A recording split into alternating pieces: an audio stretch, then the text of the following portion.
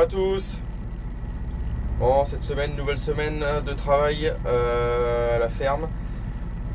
Là, je suis en train de terminer les semis d'engrais verts, de couverts végétaux chez moi, autour du bâtiment, du site du bâtiment. On voit le bâtiment beau là derrière. J'ai à peu près un petit 5 hectares à semer là autour. Pour des cultures de printemps l'an prochain. Normalement, si les choses ne changent pas, à voir un peu comment ça va se passer, mais ce sera certainement du maïs garde ici autour. Donc il y a eu sur ces parcelles épandage d'écume à 12 tonnes hectares, épandage de fumier à 40 tonnes hectares sur la parcelle du haut. La parcelle du bas sera faite en fumier de mouton cet hiver sur le gel, parce que j'avais plus de fumier. Il y a eu un déchômage pour mélanger tout ça. 8 jours après, il y a eu passage de lactisol. Et là, on est à peu près encore 8 jours après. Comme ça, j'attends pour faire des faux semis. J'attends 8 jours, ça relève, je repulvérise tout. Comme ça, j'évite, je fais pas de round-up pour l'instant. On verra bien si je dois faire quelque chose, intervenir avant les semis de printemps. Donc là, je fais donc redéchômage et semis de couvert en même temps. Et ce sera la dernière intervention avant l'hiver. Ici il y a un mélange de moutarde blanche, 80% de moutarde blanche et 20% de radis chinois. Je voulais y mettre aussi une trentaine de kilos d'avoine, sauf que j'ai fait un essai et dans le de lame ça passe pas, tout simplement parce que l'avoine c'est une graine légère qui file pas et donc elle a tendance à se tasser, ça voûte et ça descend pas. Donc j'ai abandonné l'affaire. J'essaierai de trouver une solution pour l'an prochain parce que j'aimerais bien mettre de l'avoine, parce que je trouve que l'avoine structure très bien les 10 premiers centimètres du sol et elle draine beaucoup aussi pendant l'hiver, là où une moutarde a tendance à garder l'humidité, je trouve. Donc j'essaierai de faire quelque chose pour l'année prochaine, soit mettre un vicon ou quelque chose devant pour mettre les grosses graines devant et les petites graines à l'arrière, soit carrément peut-être, ça fera l'objet peut-être d'une vidéo et d'une fabrication cet hiver, à voir si on aura le temps. Mais j'ai une petite idée dans la tête de fabriquer un semoir rapide pour des couverts et régénérer des prairies et faire du sursemis de prairies. Parce que j'ai une vieille rotative qui est morte, sur laquelle j'ai un packer. J'ai un vieux rouleau lisse de 3 mètres également. Donc pourquoi pas essayer de faire un châssis en mettant le rouleau packer à l'avant, mettre 4 rangées de peignes et d'hercétrilles et mon rouleau lisse à l'arrière avec le de lame qui projette des graines dans la herse.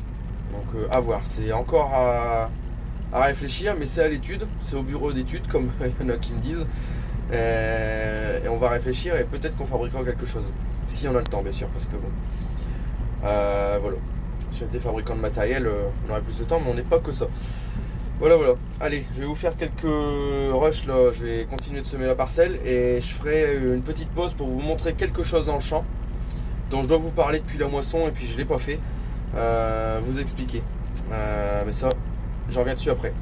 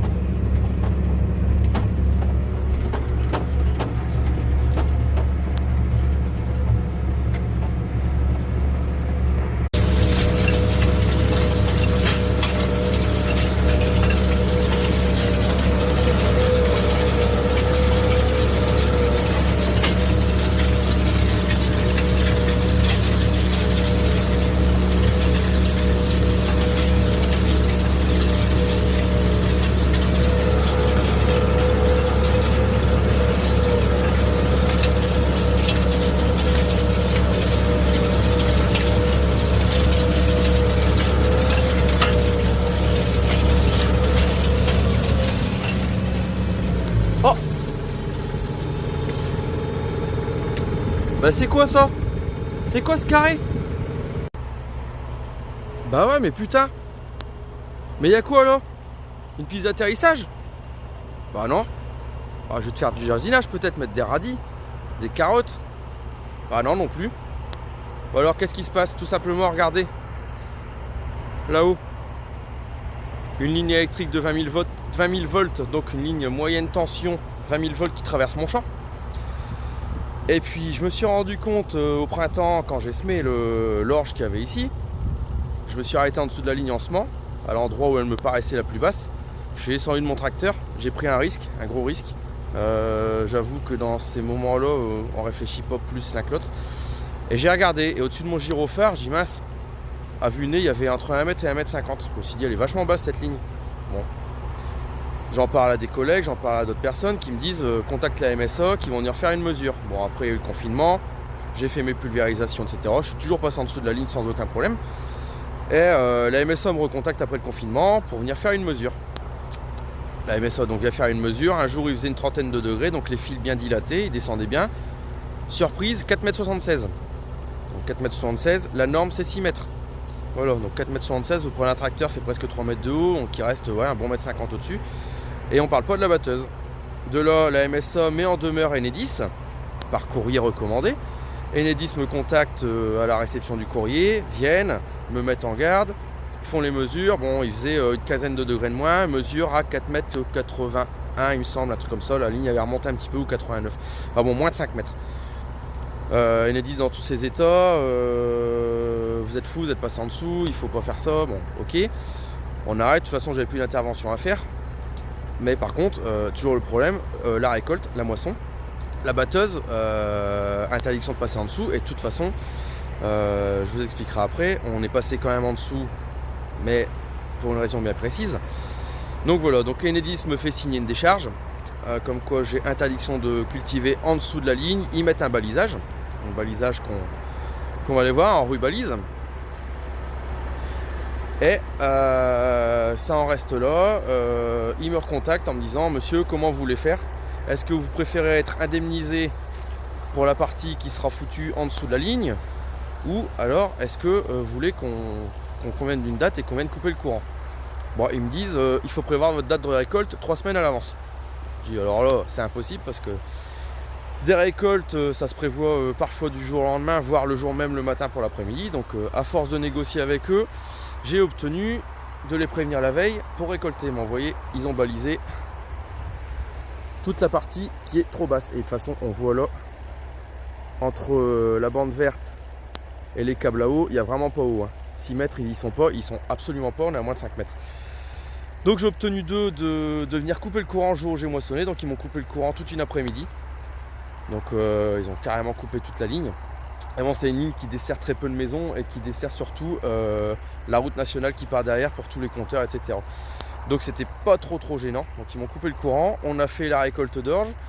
On est passé donc en dessous avec la batteuse, et franchement le toit de la trémie et les hauts de la vis de la batteuse passaient à peine 20 cm. Donc si vraiment on n'avait pas coupé le courant, il y avait danger de mort, danger d'incendie, danger de tout ce qu'on veut. Donc voilà, donc ce qui va se passer, c'est qu'ils vont revenir en octobre avec une machine à chenilles. Et ils vont poser un nouveau poteau au milieu de la parcelle, parce que la portée est trop longue. S'ils retendent les fils, les poteaux de chaque côté vont venir comme une clôture quand on retend, et on peut pas mettre de jambes de force. Et ils peuvent pas, parce que y a différentes lignes qui se croisent ici autour. On est à même pas 500 mètres à vol d'oiseau du grand centre des Daims Enedis, où en fait ça fait une pieuvre, et Daims distribue le courant sur toute la région. Et ce qui fait qu'il y a des lignes qui arrivent de tout autour. Et ils peuvent pas remonter comme ils veulent, donc ils vont me mettre un poteau. Donc c'est convenu avec eux. Moi je traite à partir de cette année, on en reparlera, mais j'ai changé le pulvé, je vais travailler différemment. Parce que je vais faire un peu plus d'entraide avec un collègue. Mais ça je vous expliquerai dans une autre vidéo. Je vais traiter désormais en 27 mètres. Donc c'est convenu avec eux. Le jour où ils viennent poser le poteau, on prend les mesures ensemble pour qu'ils posent le poteau soit à 27, soit à 54 mètres. Ouais, c'est ça, 54 mètres. Pour ne pas me gêner avec ma rampe de pulvé, ou au pire, replier seulement le bout de rampe. Voilà pour la petite explication. Donc c'est pas une piste d'atterrissage, c'est pas un jardin, c'est pas une bande enherbée. C'est tout simplement une partie sous laquelle j'ai absolument interdiction de passer, sous danger de mort de toute façon. Ça c'est clair et net. Voilà, allez, on va poursuivre le semis d'engrais vert, on va terminer ça aujourd'hui. Et puis passer à autre chose. Il y aura encore 14 hectares à semer chez un collègue qui est... en fait, je vais lui semer sur un site qui est éloigné de chez lui, mais qui est proche de chez moi. Donc justement, le collègue avec qui on va faire de l'entraide pour pulver, etc. Mais ça, je vous en reparlerai. Allez, on continue. On va regarder un petit peu le rendu du semis. Bon, aussi c'est du bon terrain. Bon, c'est pas trop mal, il y a un petit peu de motte, mais bon, l'hiver fera le reste. Alors, ça fait 3 passages, vous allez me dire, ouais, je consomme du gasoil, je passe, je repasse. Bon, déjà, ça fait 3 passages, 3 alternatives différentes pour dégommer des mauvaises herbes, surtout en plus ici c'était sale, je vous avais fait voir dans l'orge, sans forcément passer de glypho pour l'instant. Donc 3 passages, 3 semaines d'intervalle, 3 fois des germinations, 3 fois détruire des œufs de limaces, et 3 fois scalper les mauvaises herbes, les mettre à nu, les racines à nu au soleil comme je vous ai expliqué dans la vidéo des chômages. Et donc 3 fois plus de chances d'en détruire, et à chaque fois j'en détruis de toute façon. Parce que regardez, c'est pas compliqué, on a encore un exemple ici. Voilà. Bon, ça c'est un pâturin qui est en fin de vie, hein. Il est jaune, il est racine à nu. Il nous annonce une belle semaine avec du soleil et des températures. Ça va crever. Ça c'est pareil, bon il reste encore un peu de terre, mais ça va être pris de sécheresse dans les 3-4 jours qui arrivent et ça va crever. On a aussi un bon mélange de matière organique. Le fumier il est bien mélangé, mais uniquement sur les 10 premiers centimètres du sol. Comme je vous ai expliqué, je ne veux pas descendre au-delà. Il n'y a que l'Actisol qui descend pour l'instant jusqu'à une vingtaine de centimètres, mais il n'y aura aucun outil qui descendra plus profond qu'une dizaine de centimètres dans mes terres, mis à part l'Actisol. Parce que l'Actisol, je vous ai expliqué, il fissure la terre sur les 20 centimètres, même peut-être un petit peu plus profond, mais il ne déstructure pas. Toutes mes couches de sol restent les mêmes. Donc je veux uniquement mélanger dans les 10 premiers centimètres. Pourquoi je veux mélanger? Parce qu'on est quand même sur du limon argileux, voire argilo-limoneux et argilo-calcaire dans certains endroits. Donc on a quand même peut-être un problème pour dégrader la matière organique, les fumiers de ça. Donc les laisser au-dessus, dans un premier temps, ce serait peut-être un peu dangereux. Donc je préfère les incorporer dans les 10 premiers centimètres et puis on va voir un petit peu ce que ça donne à l'avenir. Voilà. Autrement, toutes nos graines sont là-dedans. Là-dedans, si ça lève pas, ça lèvera jamais. Donc voilà, donc là c'est la dernière intervention avant l'hiver, comme je vous disais. Un déchômage, premier déchômage fait avec le verre. Bon, petit déchômeur, hein, donc je consomme 3 fois rien. Premier déchômage où j'étais à peu près 7 litres à l'hectare. L'Actisol, passage d'Actisol, on est entre 10 et 15 litres à l'hectare. Donc si on cumule tout ça, ça nous fait 20 litres. Et là, mon semis d'engrais vert, je suis à 18 litres à l'heure, je fais 3 hectares à l'heure, donc 6 litres à l'hectare. Donc grosso modo, je vais être aux alentours de entre 20 et 25 litres hectare pour toute cette préparation et l'implantation de mon couvert. Je vais laisser passer l'hiver. Au printemps, selon l'hiver qu'il y aura eu, si c'est très pluvieux, que ça s'est resserré, il y aura peut-être un Actisol. Mais si on a un hiver avec du gel où ça structure bien, il y aura uniquement une reprise au déchômeur. Préparation de sol, semis de maïs. Donc ce qui fait que grosso modo, entre ma récolte d'orge et mon semis de maïs au printemps prochain, je ne devrais pas excéder les 30-35 litres de GNR à l'hectare. Donc ce qui fait quand même un coût relativement réduit pour un travail de sol comme je fais. Voilà, mais ça on y reviendra. Je vais encore calculer des choses, encore évoluer. Pour à terme, pourquoi pas partir sur des semis sous couvert dans ces terres-là. Mais dans quelques années, il faut le temps de préparer les terres, il faut le temps bien assimiler la matière organique, que les vers de terre soient là présents, toutes les bestioles du sol reviennent. Et puis on verra ça à l'avenir. Voilà. Bon, j'avais dit que je vous montrerai aussi un petit peu à quoi en est la fosse. J'ai enlevé à peu près 350 mètres cubes cette semaine. Bon, il y en a encore à peu près à moitié pour moi. Donc voilà. Alors ici, ouais, il y aura aussi soit cet hiver, si les conditions le permettent, soit au printemps avant le semis, un épandage de lisier avant le semis de maïs. Donc c'est pour ça que je vous dis, il y aura Actisol ou pas Actisol au printemps, selon les conditions d'épandage, selon les conditions de l'hiver. Voilà. Alors la fosse, elle en est rendue à ça. Bon, vous voyez, il y a encore de quoi tirer, hein, parce qu'elle fait 3,50 m de moyenne de profond, 3 mètres d'un côté, 4 mètres de l'autre. Il y a encore du taf. Et si je veux passer l'hiver, il faut encore que j'en tire un peu. Donc on va encore travailler à ça la semaine prochaine, au moins une journée.